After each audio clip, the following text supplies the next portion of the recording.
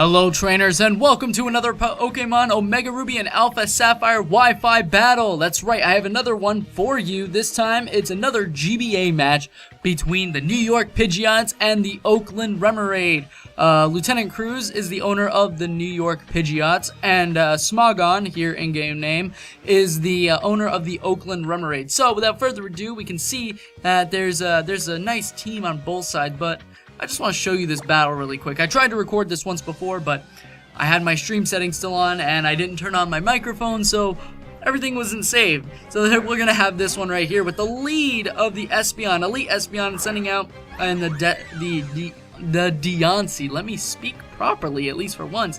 The Deontay goes for the Mega Evolution on the first turn to see that, well, Deontay just is more powerful when it's Mega Evolved.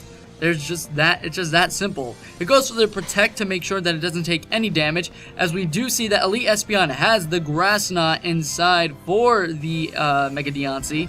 The Moonblast does come off from the Deontay onto the Elite Espeon, as the Grass Knot again comes onto Deontay. Now, because Deontay is much heavier when it Mega Evolves, that is going to do so much more damage. Now, unfortunately, Espeon is not going to be able to live two Moonblasts, so the second Moonblast is going to be able to take down the Espeon.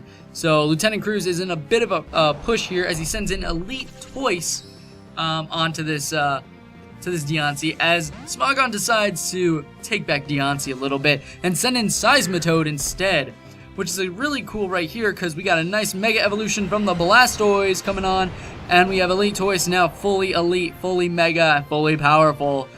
Except he's going to get more powerful with this power-up punch right here to the Seismitoad gut. He gains a +1 attack boost and goes for the Dark Pulse. So this is a mixed variant of Blastoise, and he does get a really good amount of damage off to the Seismitoad, as the Earth Power does come up from the Seismitoad onto the Blastoise, and he does decide to withdraw, which is very interesting. But I guess at the +1, he wouldn't be able to take another power-up punch anyway, as the Dark Pulse is coming off from the Blastoise onto the Scizor, being able to 2-hit KO the Scizor very nicely with the follow-up of a Scald. No burns, no burning of Scizors here, but there is a follow-through with the KO, which is, I think, much better in my opinion. The Deontay does come back out again and does go for Protect. So this is very nice to see what he's going to do, to scout out what he's going to do, as Elite Toys does go for the Aqua Jet, and he does decide to withdraw Deontay yet again, predicting that the Aqua Jet's going to come through and sending in Seismitoad, hopefully to get a Water Absorb, but unfortunately, the Power-Up Punch does come off from the Seismitoad, from the Blastoise instead of the Scald, or the Aqua Jet. So 2 Power-Up Punches now at +3 after 3 Power Punches in total. This is going to bring it down to 1 HP, but the Scald is going to bring it down to 3, and unfortunately here, we get the burn onto the Elite Toys. So this isn't too good for Ricky right here, for Lieutenant Cruz, and his Blastoise is going down. We do have Elite Vantula though following up his Blastoise, nice and shiny too. Shiny Galvantula is awesome, as he does go for the Bug Buzz to knock out the Seismitoad. Now here's where things start to get a little bit interesting. As the Seismitoad does go down, he does decide to bring in Deontay yet again, which is really good. And he does decide to go for the Moonblast to bring down the Galvantula to its Focus Sash, which is a common thing for Galvantula to run Focus Sash, but it doesn't bring it down. It didn't knock it down to 1 HP? Hold on, I didn't recognize that last time at all.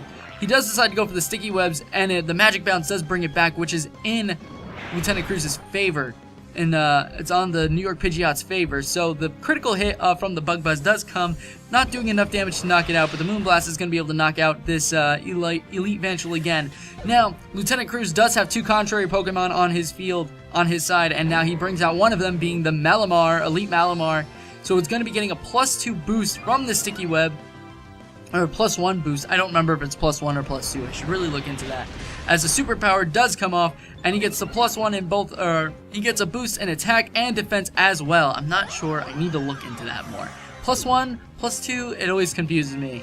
The Wobbuffet does come in right here to try and counter this Malamar, and the knockoff does come through, knocking off the Wobbuffet's Custop Berry.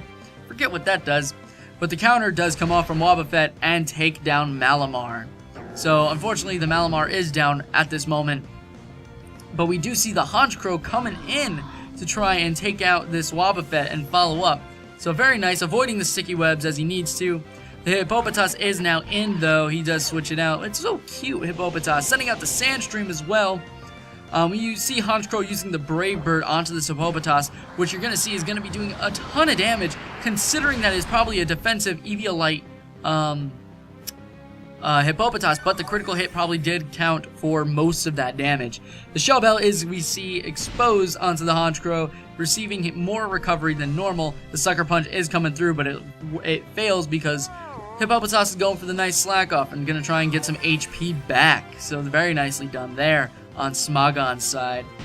As we see a bit of Sandstorm that's doing a ton of doing bit of damage each turn, just to see how much you can get. And the critical hits off this Honchkrow make me believe that this is a super luck Honchkrow, as the Toxic does come off from the Hippopotas onto the Honchkrow, and it's going to be dealing more damage now because not only do we have a Toxic going on here, we also have the Sandstorm. So we have both residual damages doing a lot. The Psycho Shift does come off from the Honchkrow, however, onto the Hippopotas, which is very strange.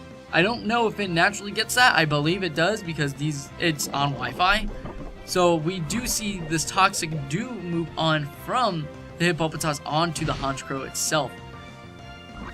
So now both parties are now Toxic again. So this is a wall and, I don't know, a half? A wall and an attacker very well poisoned. The Brave Bird, Honchkrow just losing a lot of health because of the amount of damage he's taking from Brave Bird, Sandstorm, and Toxic. So there's a big buildup of damages right here. The Shell Bell is compensating a little bit for whatever Sandstorm damage he's getting, but unfortunately he's not able probably to keep up with the Hippopotas' slack off, because the Hippopotas, all it has to really keep doing is slacking off, and it will be able to take more hits. However, the Sandstorm does subside here, so meaning that he's going to be gaining a little bit more HP back than he would normally, as the Toxic damage does start to take effect again and doing more and more. He does decide to, Smogon decides to withdraw the Hippopotas into the Wobbuffet, and he does predict it very nicely. Nicely done, Lieutenant Cruz, with the Psycho Shift onto the Wobbuffet. Now the Wobbuffet is poisoned and the Honchkrow is cured of its poison. So this is very interesting to see here. I've never seen the Psycho Shift on a Honchkrow before, but I'm interested to see how it plays.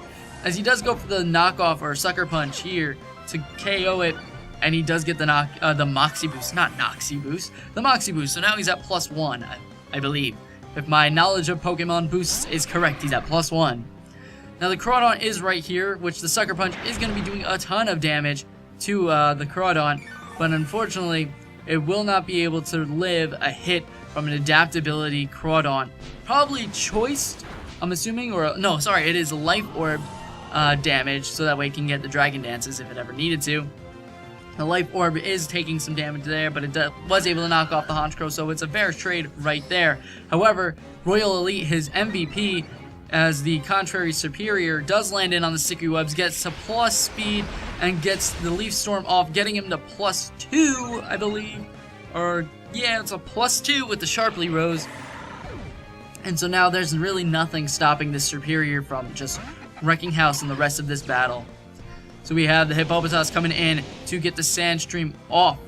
And the Substitute does come off from the superior just to make sure that it reserves any sort of health and doesn't get toxic, even though he had this in the bag. This is really just a showboat right now, I'm assuming. But we do see that the leftovers recovery is coming from the superior. And we get to see another Leaf Storm to finish off this battle right here. Very well played, very well played. Hippopotas, unfortunately, is not going to be able to take that nicely at all, and it's going to be a one-hit KO, and Hippopotas, I'm sorry, buddy. You're adorable, but you did go down.